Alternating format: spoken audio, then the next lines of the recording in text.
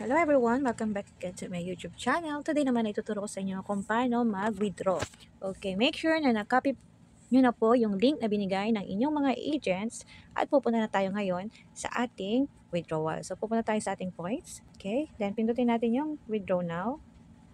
And then makikita nyo dito, kapag first time nyo po mag-withdraw, is wala pa po nakalagay dyan. Then mag-a-ask tayo ng password. Maglalagay po kayo ng 6 na digits. Make sure po na lagi nyo pong kabisado yung number na yon dahil every time na mag-withdraw po kayo, at yun at yun ang gagamitin yung password. So right now, kasi gamit ko na ang USDT ko, so always nagpapakita sa USDT. Pero kapag po bago pa lang kayo, is wala pa yan. Okay? So, ito po yung mga mode of payment na pwede natin gamitin. Pwede po sa GCash, pwede sa eBay, at kung ano-ano pa. Kaso nga lang, mas maganda kay USDT dahil 1.5% lang po ang kukunin niya compare po sa kanila na tig 2%. So, right now, we start now. Punta po tayo dito sa USDT and dyan po natin ibabind. So, click nyo lang po dito yung view na yan. Then, ilalagay ko nga po yung password ko. Then, dito, natin ipipaste. Ayan, for example, dyan. So, empty yan. Diyan po natin ipipaste yung link ng ating agent. Okay, then submit. Mag-wait ka lang ng ilang segundo. And then, pag na-check na niya, click mo lang po yan. Then now, punta tayo sa withdraw now.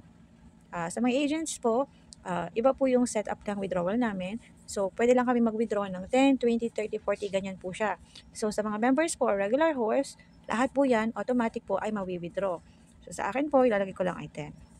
Confirm na po natin, then password po ulit. Okay, so as you can see, 0 na po yung ating points dyan. Ibig sabihin, na-redact na siya at napunta na siya doon sa link na pag-withdrawhan natin sa USDT ng ating pinag-withdrawhan. So makikita nyo rin po yan sa ating message.